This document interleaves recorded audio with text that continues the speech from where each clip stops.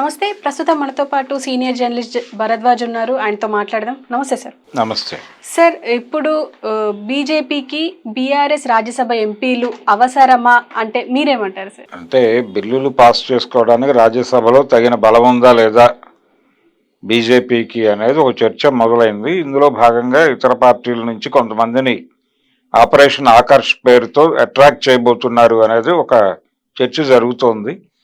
అందులో భాగంగానే బీఆర్ఎస్ ఎంపీలు అంటే పార్లమెంట్లో ఎగువ సభలో మాత్రమే ఉన్నారు కానీ దిగువ సభలో లేరు. అంటే లోక్సభలో పూర్తిగా జీరోకి వచ్చింది ఆ పార్టీ. మొత్తం అన్ని సీట్లు మేమే గెలుస్తామని ప్రకటించారు వాళ్ళు కూడా గంభీరంగా. ఏపీలో అలాగైతే జగన్మోహన్ రెడ్డి వైనాట్ 175 అన్నాడు ఆ రోజున. ఈ 175 వైనాట్ అని ఆయన అన్నట్టుగానే ఇక్కడ కూడా మొత్తం బీఆర్ఎస్ఏ గెలుస్తోంది అన్ని ఎంపీ స్థానాలు అన్నారు. తీరా చూస్తే జీరోకి వచ్చింది. బీజేపీ 8కి పెరిగింది. కాంగ్రెస్ కూడా కొన్ని ఇబ్బందికర పరిస్థితులు ఎదుర్కొంది అనేది వాస్తవం. ఎందుకంటే 2 సీట్లకు పరిమితం కావలసినటువంటి బీజేపీ 8 స్థానాలు గెలుచుకోవటం వెనక ఏం జరిగింది అంటే బీఆర్ఎస్ సపోర్ట్ ఉంది, బీఆర్ఎస్ ఓటు బ్యాంక్ కొంత ట్రాన్స్ఫర్ అయింది అనేది వినిపించింది బలంగా. అలాగే కామారెడ్డి ఎన్నిక ముఖ్యమంత్రి ఓడిపోయినటువంటి సందర్భం చూసాం గతంలో.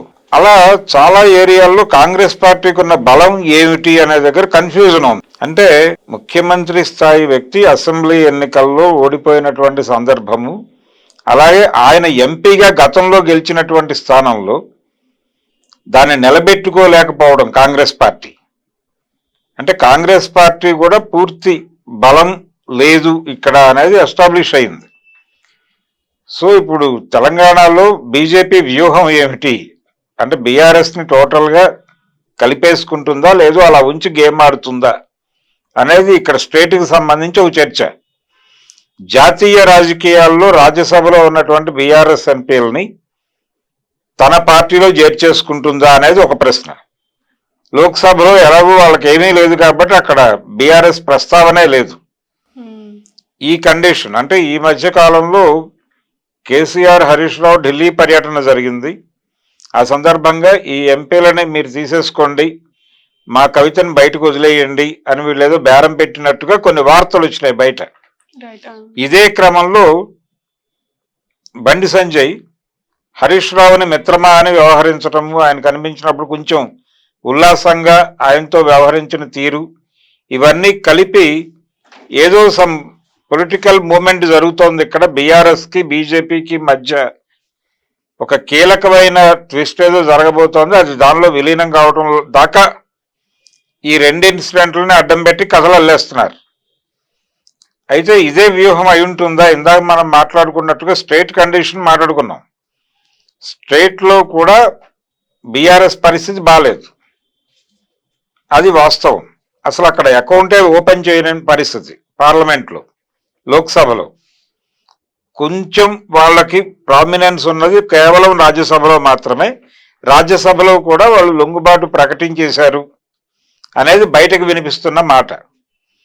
ఇప్పుడు తిరిగి ఆ పార్టీని లేవకుండా చేయాలి అనే వ్యూహంలో కాంగ్రెస్ పార్టీ ఉంది. ఇక్కడ రేవంత్ రెడ్డి ఆ ఆపరేషన్ భుజాన్ని వేసుకుని పనిచేస్తున్నాడు. ఒకవైపు ఆపరేషన్ ఆకర్ష్ పథకం కింద వాళ్ళు ఎమ్మెల్యేలను అట్రాక్ట్ చేస్తున్నారు. ఆ ఉన్న ఎంపీలను అక్కడ బీజేపీ వాళ్ళు అట్రాక్ట్ చేసేస్తే చట్టసభల్లో వీళ్ళ ఉనికి ప్రశ్నార్థకం అవుతుంది. ఇక్కడ కూడా ఎమ్మెల్సీస్ ఉన్నారు, వాళ్ళని కూడా అట్రాక్ట్ చేసే పనిలో కాంగ్రెస్ పార్టీ ఉంది. ఇక్కడ వీళ్ళందరూ అట్రాక్ట్ అయిపోతే ఏమిటి పరిస్థితి బీఆర్ఎస్ది అనేది ఒక చర్చ.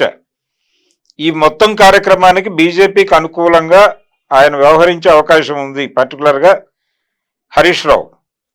అందుకని మిత్రమా అని సంబోధించాడు బండి సంజయ్ అనేది ఒక విట్నెస్ కింద చూపిస్తున్నారు. ఆ విట్నెస్ ప్రాతిపదికన ఈ స్టోరీ, ఈ కాన్స్పిరసీ థియరీ అంతా అల్లుతున్నారు. ఇంకొక విషయం ఏమిటంటే వచ్చే ఎన్నికల్లో బీజేపీ ఎలాంటి వ్యూహం అనుసరించవచ్చు తెలంగాణలో అంటే, ఏపీలో ఎలాగైతే వైఎస్ఆర్సీపీని అలా నుంచోబెట్టి వైఎస్ఆర్సీపీ చుట్టూ ఉన్నటువంటి మిగిలిన అన్ని పార్టీలని తన వెనకకి మొబిలైజ్ చేసుకుంది.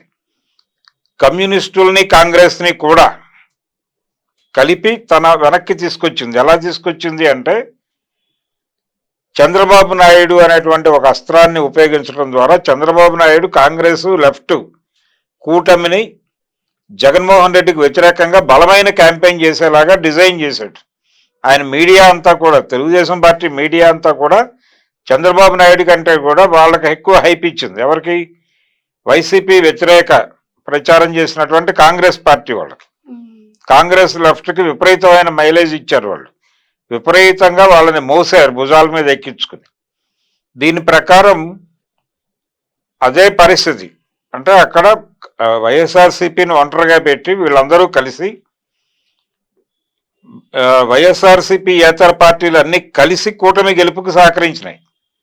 కాంగ్రెస్ పార్టీ తరఫున ప్రచారం చేసిన షర్మిల కూడా గెలవలేదు. అక్కడ కూడా ఓటు ట్రాన్స్ఫర్ అయిపోయింది, గందరగోళం అయిపోయింది. కాంగ్రెస్ పార్టీకి ఎక్కువ సీట్లు వచ్చినాయి, అక్కడ ఎక్కువ ఓట్లు వచ్చినాయి.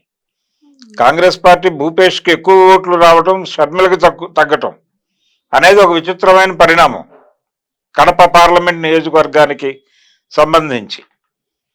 అంటే కాంగ్రెస్ ఓట్లు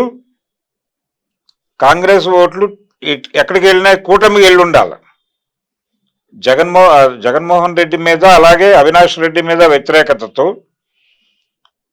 షర్మిల గెలుస్తుందనే కాన్ఫిడెన్స్ లేక అటు పడి ఉండొచ్చు కూటమికి. అంటే ఆయన దాదాపు కాడి దింపేసి ఉన్నాడు అప్పటికే భూపేష్. విచిత్రంగా ఆయనకు ఓట్లు ఎక్కువ వచ్చినాయి. సెకండ్ ప్లేస్లో నిలబడ్డాడు. ఇవి థర్డ్ ప్లేస్లోకి జారింది షర్మిల. ఇది ఏపీలో భారతీయ జనతా పార్టీ డిజైన్. అంటే వాళ్ళకి కావాల్సింది ఆంధ్రప్రదేశ్ నుంచి ఎక్కువ మంది ఎంపీలు మన వైపు చేతులు ఎత్తాలి రేపు పార్లమెంట్లో అనేది. ఆ ప్రకారం తెలుగుదేశం పార్టీకి ఎక్కువ మంది ఎంపీలు గెలిచే అవకాశం ఉంది. ట్రెండ్ అటు వీస్తోంది, గాలి అటు వీస్తోంది అని ముందే కనిపెట్టి చంద్రబాబు నాయుడుకి అనుకూలంగా స్పందించి చాలా కాలం డ్రాగ్ చేసి ఎన్నికలు కొద్ది రోజుల్లో ఉన్నాయనగా వాళ్ళు కూటమిలో చేర్చుకున్నారు అతన్ని, చంద్రబాబుని.